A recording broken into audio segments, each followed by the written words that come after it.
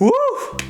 Por fin, se acabó el semestre, me estresé un montón, hice puro trabajo bien aburrido, salí a loquear machín, ligué, me enamoré. Pero pues como es costumbre acabé solo, güey. Y cuando solo acaba uno, solo puede hacer dos cosas. Meterle full gym o meterse bien macizo en un ondeo.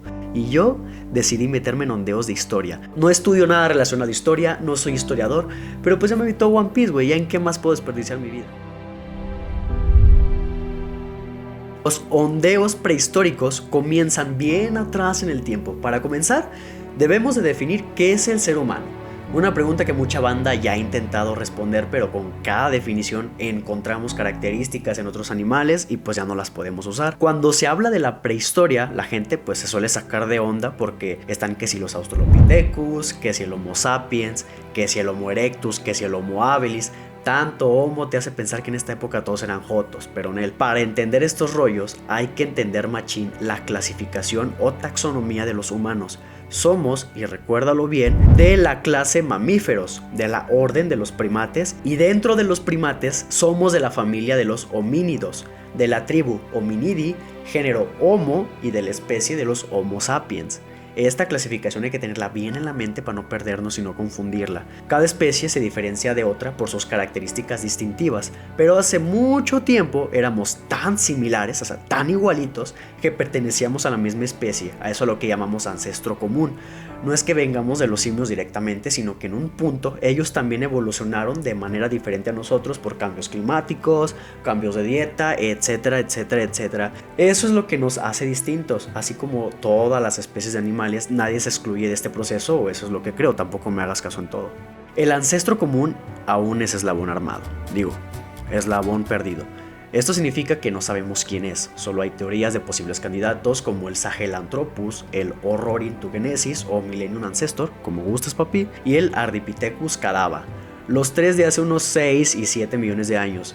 Hay debate que si los tres eran bípedos, o sea que pueden caminar en dos patas, pero pues el único que se sabe más o menos con certeza de esto es el Ardipithecus cadava, que es un poco posterior a los otros dos. En fin, la evolución no se da de manera lineal, es un proceso tan complejo que la neta no me voy a centrar en su funcionamiento. O sea, cuando lleguemos al siglo XIX, al XX, ya entraré en esos sondeos del Darwin y güeyes posteriores. De quien hay que hablar primero es de mi niña Lucy, una Australopithecus afarensis.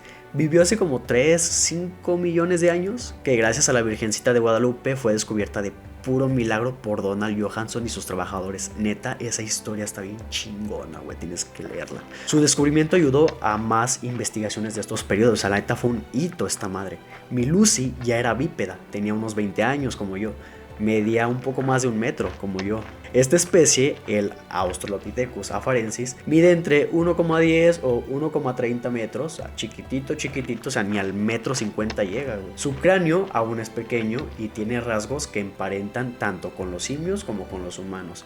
Mi Lucy se sabe que ya era bípeda. La bipedación en este género que ocurrió por cambios climáticos, haz de cuenta que los árboles se secaron, nos bajamos de ellos y tuvimos que ir a patín a todos lados, parece un nerfeo, pero la neta hizo aumentar nuestra capacidad intimidatoria frente a otros animales. O sea, les dimos miedo, güey. También mejoró significativamente nuestra caza. Como consecuencia, su dieta experimentó una transformación radical y el consumo de carne les proporcionó un aporte energético sustancialmente mayor. Además, pues la postura erguida esta nos provocó el descenso de la laringe, que nos permite articular una amplia gama de vocales y consonantes. Algunos teóricos postulan que este desarrollo fue el origen de la conciencia, argumentando que observar las acciones de otros individuos nos llevó a desarrollar el concepto del yo, pero es solo especulación, no hay nada comprobado. Algunos también piensan que en estos tiempos éramos carroñeros, como los cuervos. No teníamos herramientas de caza, así que nos comíamos la carne de los animales muertos por otros animales. Que no cazáramos no significa que no comiéramos carne. Vivíamos de puro campear, puro camping, puro camping. Un francotirador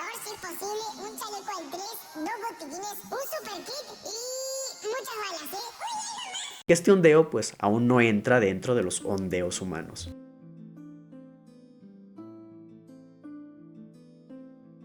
Del género Australopithecus salieron dos entrenados, el famoso Homo habilis y el Paranthropus. Recuerda que son géneros, no es bueno, son especies, pero cuando hablamos de Homo y Paranthropus hablamos de géneros. Este es un ejemplo de cladogénesis. Esta mierda es un fenómeno de la evolución que ocurre por la divergencia de taxones, por una selección positiva para la adaptación de poblaciones hermanas de un ancestro común, por ambientes diferentes debido al aislamiento anatómico, morfológico, geográfico, temporal, ecológico, etológico.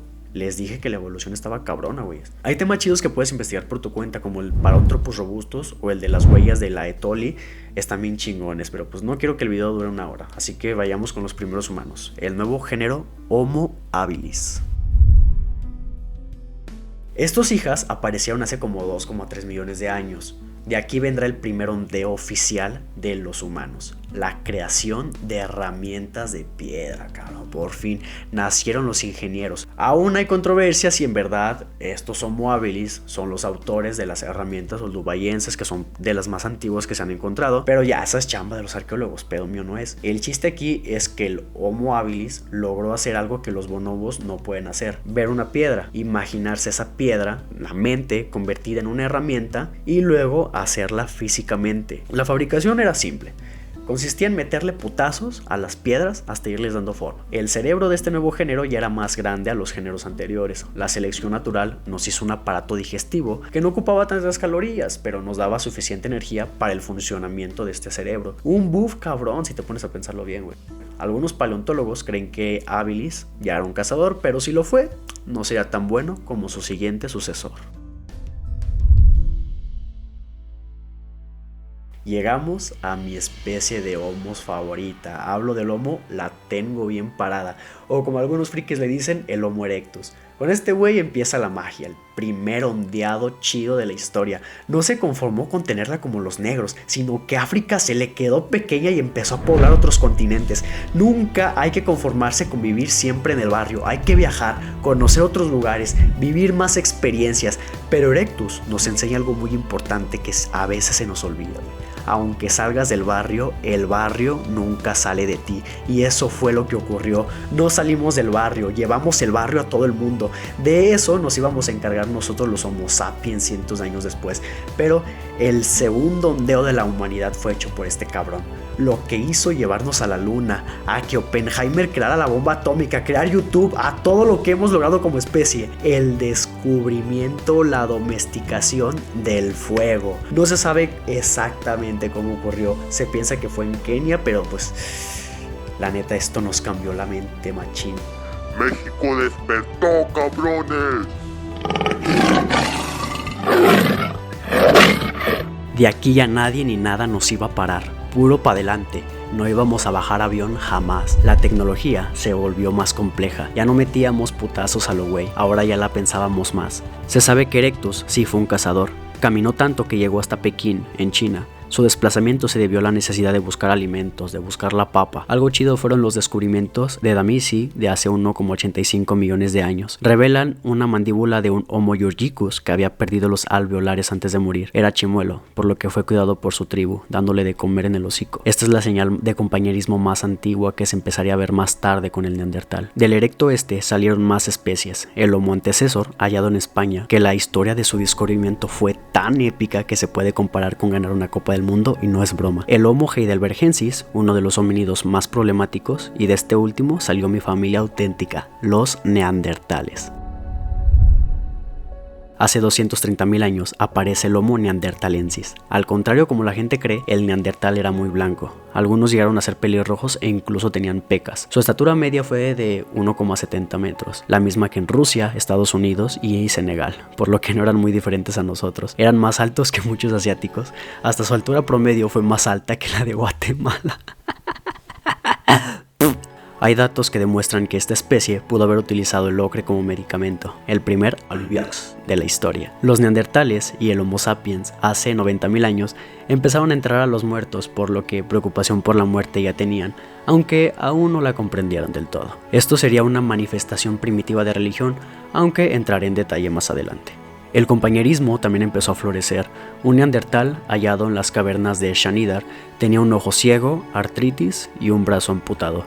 Dios lo castigó 3 veces. Lo lindo de esto es que al haber vivido tanto tiempo hace pensar que sus compañeros lo cuidaron hasta la muerte. Ya había fidelidad por alguien que no fuera de tu familia. De hecho, se piensa que pudieron organizarse en grupos de hasta 80 personas, así que un sistema social sí tuvieron. No hay rastros de jerarquía, pero por estudios de ADN en fósiles se ha demostrado que tenían una organización patrilocal. En estas sociedades es la hembra la que se va a vivir allá donde el macho vive, con su familia, y la hembra tiene que despedirse para siempre de la suya. De hecho, esto puede haber ocurrido desde antes del Neandertal, desde que llegó el bipedismo. Este bipedismo influyó en la maternidad porque las crías tardan más en desarrollarse que otros animales y la madre tiene que pasar años cuidando de ellos, por lo que se preocupa más en los recursos y en elegir al hombre que puede cuidarlas en este proceso. Si eres morra y estás viendo esto, al próximo vato que se te quiera poner codo, así de que mitad y mitad en la cuenta, dile que tú no eres una interesada. Él es un retrasado de la evolución por no tomar su papel de macho. Verás que hasta un almuercito en una terracita linda al aire libre te va a querer llevar. Todo lo que empieza, lamentablemente, tiene que acabar. Ojalá los neandertales fueran eternos. Nuestros últimos hermanos se extinguieron hace 28.000 años. Nos gusta pensar que nosotros los extinguimos, pero la verdad es que hay pocas evidencias de esto y no se puede confirmar como hecho. Puede ser que no se hayan adaptado al pinche frío que hubo en el punto máximo de la glaciación de Würm. Teorías y teorías, pero lo que sí es verdad es que de alguna manera sobrevivieron en nosotros, compartiendo el 4% de su ADN en el nuestro, en nuestras más antiguas historias, en nuestros recuerdos colectivos. Incluso el arte puede que lo hayamos heredado de ellos. Donde sea que estén, cielo o infierno, siempre se les recordará. Un besito. Del Homo habilis salieron los Homo erectus. Del Homo erectus salieron los Homo rhodesiensis. De aquí, cientos de años después, comenzaron a salir los Homo sapiens más primitivos. Todo un desmadre. Los hallazgos más antiguos de nuestra especie datan de hace 200.000 años, pero estos no tenían aún nuestro comportamiento moderno. El comportamiento moderno, como lo conocemos, comenzó hace 40.000 años, con el conocido Homo sapiens sapiens o Cro-Magnon, pero es la misma chingada. Pero luego, hace 60.000 o 40.000 años, llegó la llamada explosión creativa. De manera súbita, aparecen obras de arte con tanta belleza y perfección que adoptan tres grandes formas. 1. El arte rupestre. 2. Las estatuillas de Venus en Europa Oriental. 3. Las cuentas multicolores. Este arte rupestre tan repentino nos deja dos interrogantes. ¿Por qué surgió y qué significa? Los investigadores han dicho muchas cosas, que es una mezcla de inteligencias, que todo se dio por una mutación genética al azar, que si el cambio climático redujo los animales y los humanos comenzaron a pintarlos como forma de valoración, no se sabe. Se cree que los Homo sapiens comenzaron a meterle al fenta, al riri, al crico, al peyote, a la hierba, el ondeo de verdad. Es posible que al andar bien avionados creían que las alucinaciones eran las formas ocultas de las cosas, una clase de seres prisioneros del mundo. Pintarlas en las cuevas era alguna manera de liberarlas de la prisión de las piedras y, aunque la neta esto está bien chulo, también solo es mera especulación. Ahora, ponle que no nos interesa saber por qué surgieron, pero saber qué significan es todavía más imposible, güey. Creo que nunca sabremos interpretarlas con exactitud y las teorías que hay son aún más locas. Por ejemplo, con las estatuillas de Venus, se cree que se hicieron cuando el hombre aún no sabía que el sexo y el nacimiento estaban relacionados. Tener un hijo era como una especie de milagro así. Cuando las hembras cagaban a un nuevo güey, se quedaban en plan de... ¿Y esta rosa?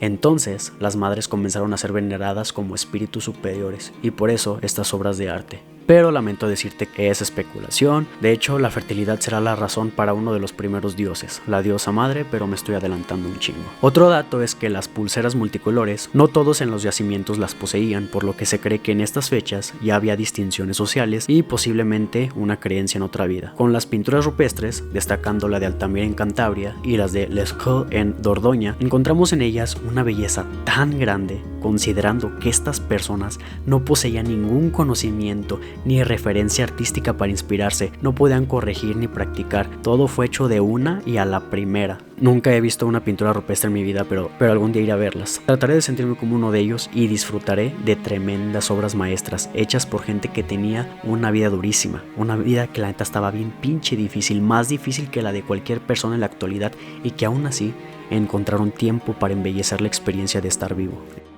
Es posible que la creencia en el infierno también naciera en estas fechas. La forma en que nació está medio cagada y triste a la vez. Un día, a un curioso se le hizo buena idea meterse a una cueva. La exploró, pero no supo cómo regresar. Perdido y lleno de miedo, sin un idioma con el cual comunicarse, comenzó a gritar bien duro desde adentro. Las personas que estaban afuera, esperándolo, no comprendían lo que sucedía. Debieron haber creído que ahí adentro había un mundo aterrador, quizá monstruos, que torturaban al güey que se metió. Desde ese día, Creyeron que el mundo oscuro, debajo de la tierra, era un lugar hostil y de sufrimiento. Quizá un castigo. Allá irían después de morir. Felicidades. Descubrieron la idea que perturbaría a la humanidad miles y miles de años hasta nuestros días. La idea del inframundo, el infierno.